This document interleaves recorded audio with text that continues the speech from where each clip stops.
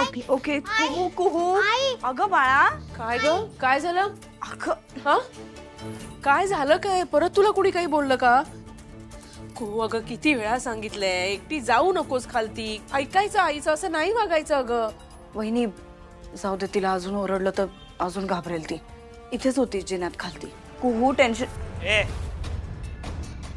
तो श्रेयस वाघमारे कुठे ग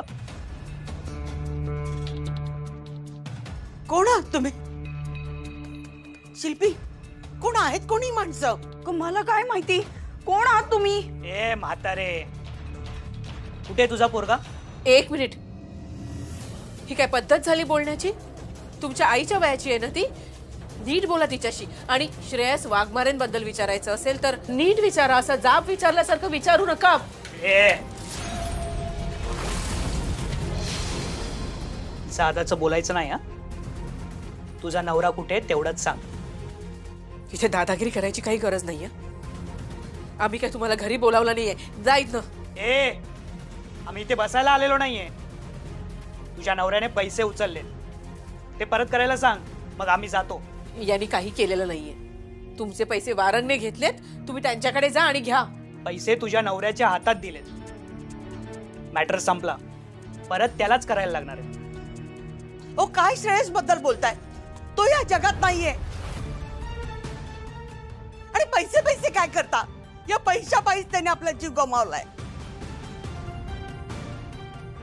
हे बघा हे गावी ना तुमच्या पैशांची व्यवस्थाच करायला गेले ते परत आले ना की तुमचे पैसे तुम्हाला मिळतील पण आता तुम्ही इथनं जा त्याला जिथे जायचंय तिथे जाऊ दे पैसे टाइमात परत पाहिजे मला सांगितलं ना मिळतील तुमचे पैसे निघा इथनं आता आता ती सांगते ना तुम्हाला निघा म्हणून निघा ना ए म्हातारे तू तर डायरेक्ट बोललीस ना तुझा पोरगा टपकलाय तुझ्या सुनेचं ऐक जरा ती काय सांगते नवरा परत येणार आहे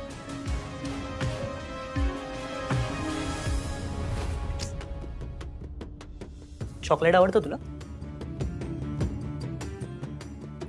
जा जा तू जा आतमध्ये माझा मुलगा पण ना एवढाच तुमच्या यांना सांगा पैसे परत द्यायला नाही तर हिला घरी घेऊन जाईल माझ्या मुलाला खेळायला फ्रेंड मिळेल हे बघा तुम्हाला तुमचे पैसे मिळतील पण आता या क्षणी इथनं जा जा म्हणते ना मी चला रे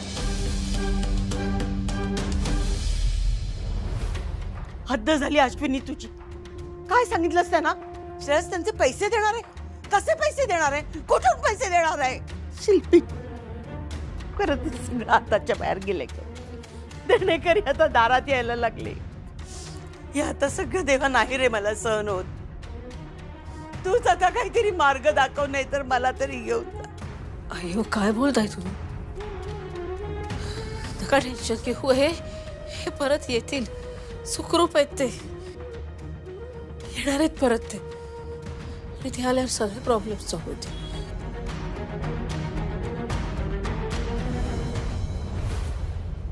बाबा ते गुंड डेंजरस आहे तो त्यांना पैसे मिळाल्याशिवाय नाही सोडणार ते आपल्याला आणि मुळात इतके पैसे आणायचे कुठून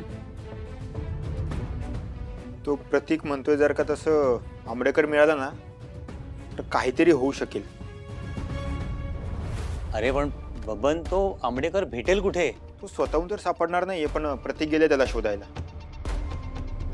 प्रतीक आंबेडकरला शोधायला जाणार हो काका कारण तो आंबेडकर राहतो कुठे त्या गावाचं नाव आम्हाला माहिती आहे पण त्या गावात जाऊन जर का आंबेडकरला शोधलं ना तर तू नक्कीच मिळेल जर का तो मिळाला ना त्याला इकडे घेऊन येऊ आणि त्याच्याकडून सगळं कबूल करून घेऊ आपण विद्युत तसं झालं तर ठीकच होईल नाहीतर आपल्यावर घर विकायची पाळी नाही बाबा आपल्यावर घर विकायची वेळ नाही येणार एकदा घरी आले ना की सगळं व्यवस्थित करतील खरंच तुम्ही अजिबात टेन्शन नका घेऊ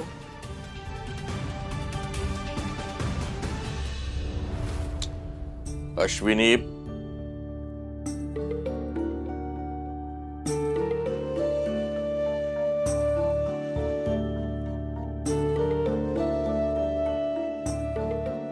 अश्विनी, तू या घराचा आधार आहेस. आजवर अनेक अडीअडचणीतून या घराला तू सांभाळलायस. पण आता हे मला सहन होत नाहीये. मी सुटतो तुला. स्वतःला सांभाळ बेटा.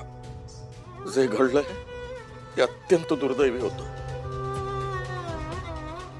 पण त्याचा स्वीकार करण्याशिवाय आपल्याकडे मार्ग नाहीये. म्हणून म्हणतो, समजून घे. तुझ्या मुलींना, या घराला तुझी फार गरज आहे बेटा, फार गरज.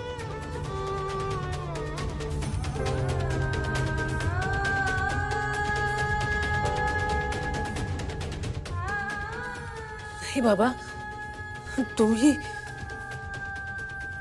बाबा, माझी खात्री आहे हे नक्की येतील आणि हे घरी आल्यावर ना सगळं काही व्यवस्थित होईल. तुम्ही नका ना टेन्शन घेऊ. खरंच विश्वास ठेवा माझ्यावर. हे येतील परत घरी. आणि हे असे हात वगैरे नाही जोडायचे बाबा. अगं अश्विनी, तुला कसं समजवायचं? विद्युत, तू तरी सांग ना या दोघांना. या दोघांनी ना ते गुंड आले घरी ना, त्याचं टेन्शन घेतलंय. ताई,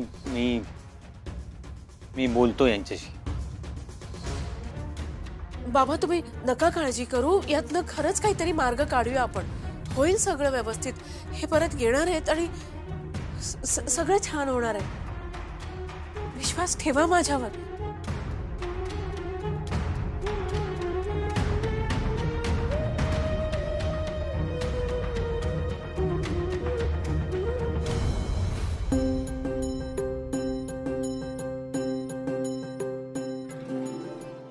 साहेब, आता बरं वाटतं ना तुम्हाला? नाही म्हणजे कुठे दुखत नाहीये ना?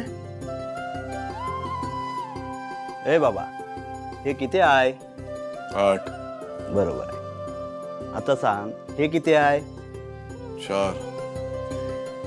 ह्यांना तर आकडे कळतायत. मग मी आता पहिलंच बोलवतो, ह्यांना बोलता येतंय, ऐकायला येतंय, सगळं नीट दिसतंय. ह्यांना ह्यांचं नाव बी आठवत आहे. ह्यांचं नाव आहे श्रेयस. शेरियस? ह्या शहरातली लोकांची ह्यांची काय नाव असतात आपल्याला काही कळत नाही बाबा. आली का सूत साहेबासनी? होय. देवी आईंची कृपा झाली यांच्यावर. एवढ्या मोठ्या अपघातातून वाचले म्हणजे काय खायचं काम नाही. साहेब, तुमचं नशीब लय जोरदार आहे बघा. देवी आई धावून आली तुमच्यासाठी. साहेब, देवी आईचा प्रसाद आहे, खाऊन घ्या.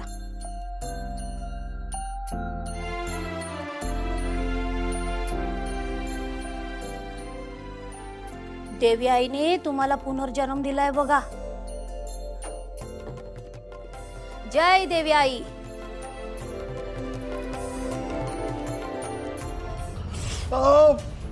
साहेबांना पाणी द्या. होय.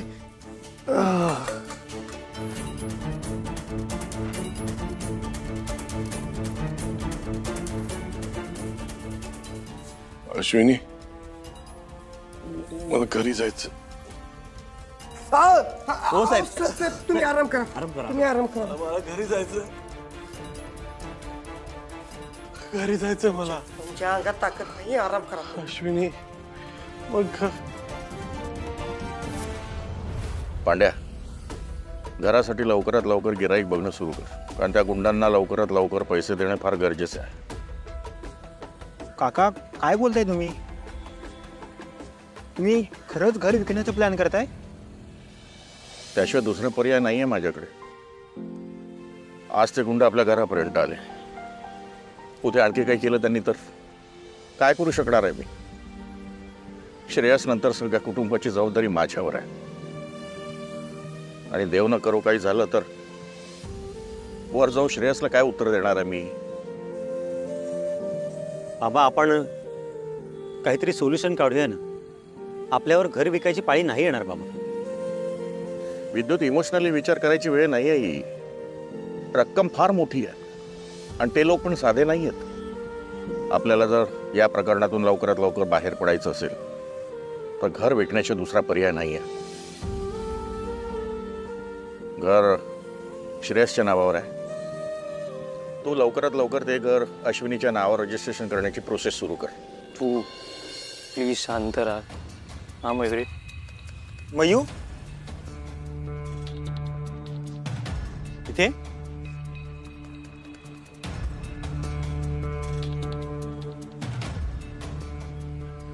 काय झालं मयू, एवढी घाबरलीस का? प्रतीक, अरे काय झालंय? ऍक्च्युली मयुरीला ना केकेच्या गुंड्यांनी रस्त्यावर अडवलं होतं. काय? हा पण टेन्शन घेऊ नका, तिला काही झालं नाहीये. मामा ती माणसं फार डेंजर आहेत रे.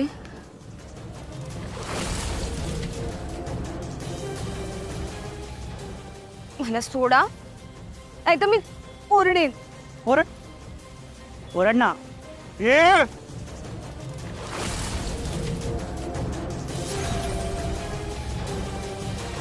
तुझ्या बाबाने जर पैसे परत फेडले नाही ना तर हा भाल्या तुला असाच गाठत राहणार.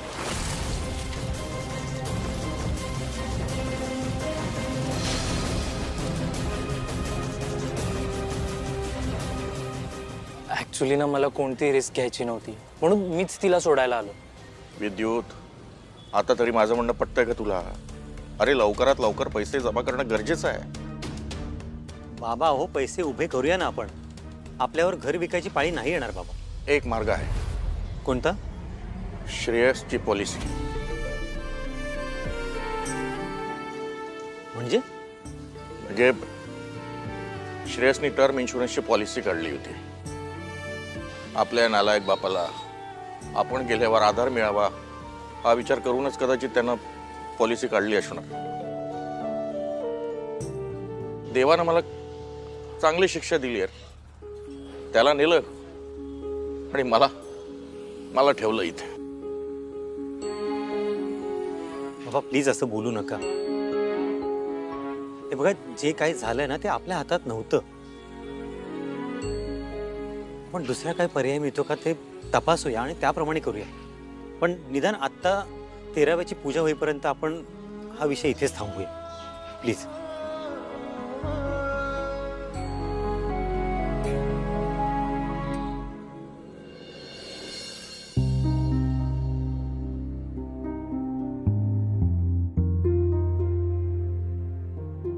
आई होत नाही तुला? नाही ग, जरा अस्वस्थ वाटतंय. थांब, तुला थंड दूध देते, बरं वाटेल. हा नको, इच्छा नाहीये माझी. आई, तुला आठवतंय का मी लहान असताना तू तुझ्या मांडीवर मला घ्यायचीस, मला झोप येईपर्यंत गोष्ट सांगायचीस. खूप गोष्टी होत्या तुझ्याकडे, आठवतंय तुला? तर ना आज तू माझ्या मांडीवर डोकं ठेव, मी तुला बोलतो. ये ना, झोप ना, झोप. काय मांडीवर डोकं ठेव ना प्लीज. अगं मयू, हे का? मी गोष्ट सांगते. हळू ती झोप. ती झोपली. तू पण ना काय लहान आहे का ग मी आता?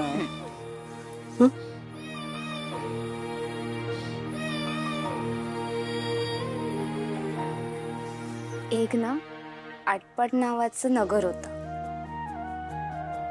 तिकडे एक राजा होता आणि एक राणी होती. त्यांचं ना एकमेकांवर खूप प्रेम होतं. त्यांचा खूप सुखी संसार चालू होता आई. पण अचानक त्या राजाला ना परदेशात जावं लागलं एका युद्धासाठी. तिकडे राजाचं खूप भयंकर युद्ध झालं. त्यानंतर राजा बरेच दिवस परतला नाही. आई, मग ना त्या गावातले सगळे त्या राणीला सांगू लागले की राजा त्या युद्धात मारला गेलाय, तो परत येणार नाहीये. सगळे तिला समजवत होते. ती राणी एक्सेप्टच करेना. आणि तिच्या अशा वागण्यामुळे ना तिच्या राज्यातले सगळे दुरावत गेले. आजूबाजूची जवळची माणसं सगळी दुरावली. पण आई, त्या राणीला हे कळतच नव्हतं. शेवटी ती एकटी पडायला लागली. आई, आणि तिला जेव्हा हे जाणवलं की आपण एकटे पडलोय आणि राजा परत येणार नाहीये. तेव्हा तिने हे एक्सेप्ट केलं, पण तेव्हा खूप उशीर झाला होता. आणि तुझ्या बाबांना खरंच काहीतरी झालंय का? तू अशी गोष्ट का सांगितली मला? ऐक ना, काही नाही होणार. मी आहे ना तुझ्यासोबत. मी प्रॉमिस करते काही नाही होऊ देणार. मी सगळं नीट होईल. हा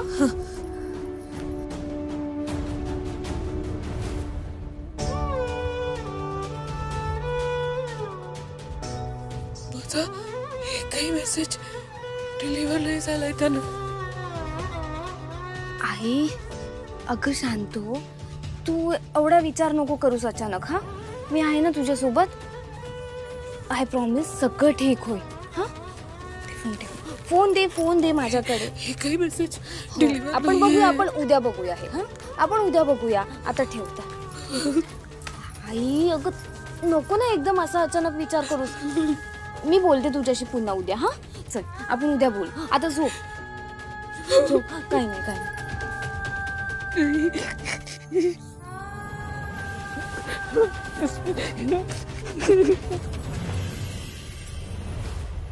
मला माहित नाही आई, मी हे बरोबर करते की चुकीचं. पण आई, तुला रिॲलिटीची जाणीव होणं गरजेचं आहे ग. आम्हाला सगळ्यांना तुझी गरज आहे. या घराला तूच एकटी सावरू शकतेस आणि त्यासाठी तुला स्ट्रॉंग होणं गरजेचं आहे. पण जोपर्यंत माझी आई मला परत मिळत नाही तोपर्यंत हे घर, या घरातली माणसं, ही माझी जबाबदारी आहे. मी बाबांना तसं प्रॉमिस केलं होतं.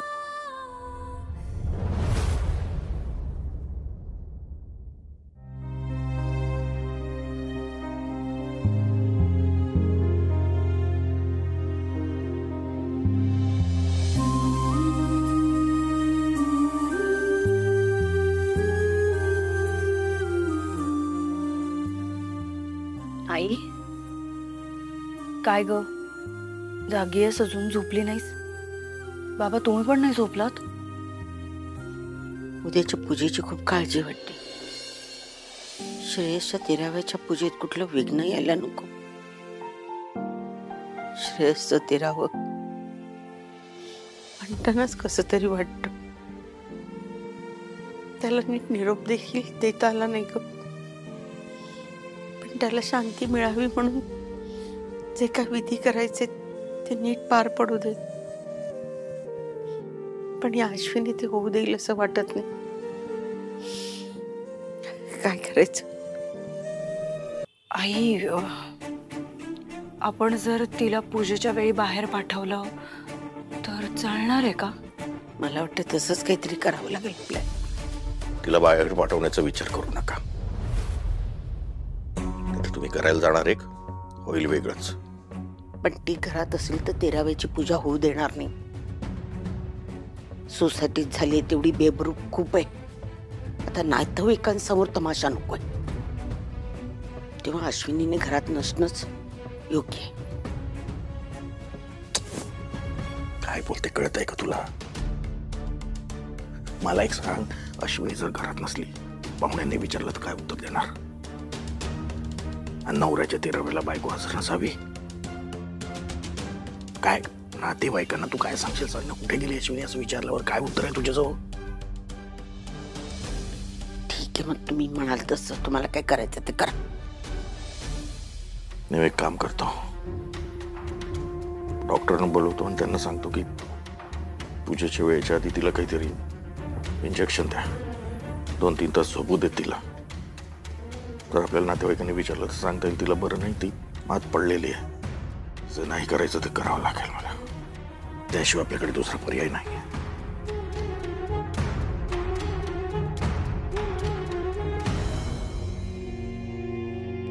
तुम्हाला काय करायचं ते करा.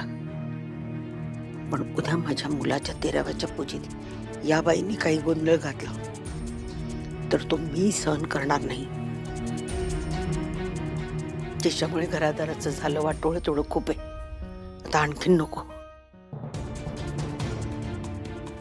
घरात जे घडलंय त्यापेक्षा अजून काय वाईट होणार आहे उज्ज्वला? तुला एक कसं कळत नाहीये? अश्विनी,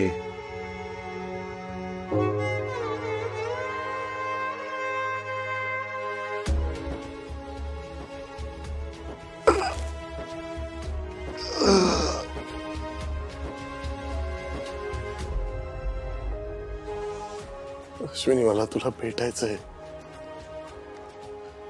तुम्हा सगळ्यांना भेटायचंय.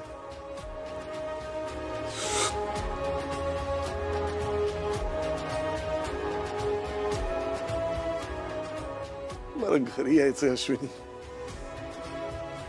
मला घरी यायचंय.